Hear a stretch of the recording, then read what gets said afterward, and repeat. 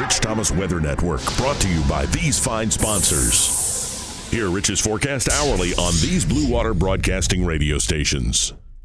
Hey, good morning, everybody. Happy Friday. It is the third day of October. Time as I make this is 3:49 a.m., almost 3:50, and the temperature is in the lower 60s this morning.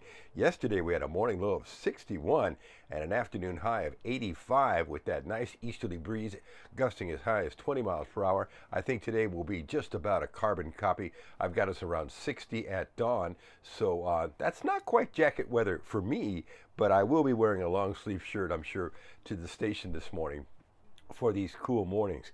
But the humidity has been very low. We have dew points in the 50s right now. That's really nice. I do feel a nice breeze out here this morning. So the mornings are comfortably cool, and the afternoons have low humidity. And that's a great way to start the Alabama National Fair, which begins this afternoon and continues for 11 days, right? Yeah, I think that's the case. So great fair weather. You may even take a jacket with you perhaps this evening if you're going to be going there after sunset tonight. So we're still dry today, and the new drought monitor map came out yesterday, and it is ugly. We expected it would be. 95% of the state is in some state of drought. 51% of the state is in a moderate drought or higher, and parts of the state are in a severe or extreme drought situation. So we're dry today, we're dry tomorrow.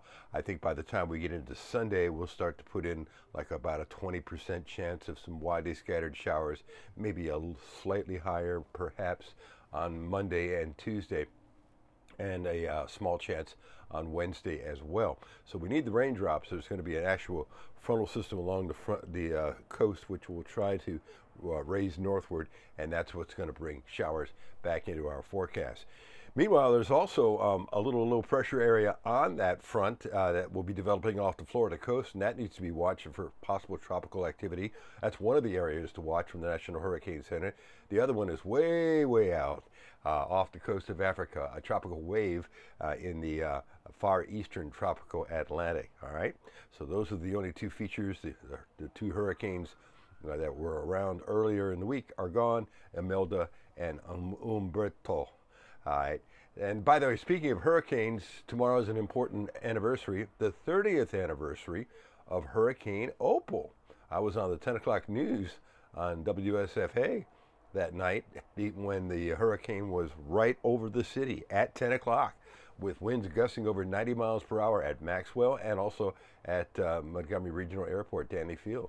So it was pretty wild to be on the air at that moment. And I looked at the advisory from the National Hurricane Center, and it says the center of Hurricane Opal is located near Montgomery, Alabama.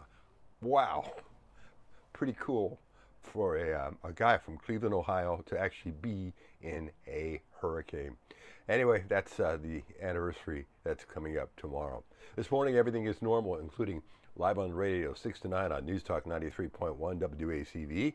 There'll be another blog update. No video tomorrow because it's Saturday, but a blog update that'll be online before dawn. And your forecast whenever you want it across the dial on all of our Blue Water radio stations every day of the year, including Christmas Day. Okay, you're up to date. I'll see you later. Have a good one. Rich Thomas Weather.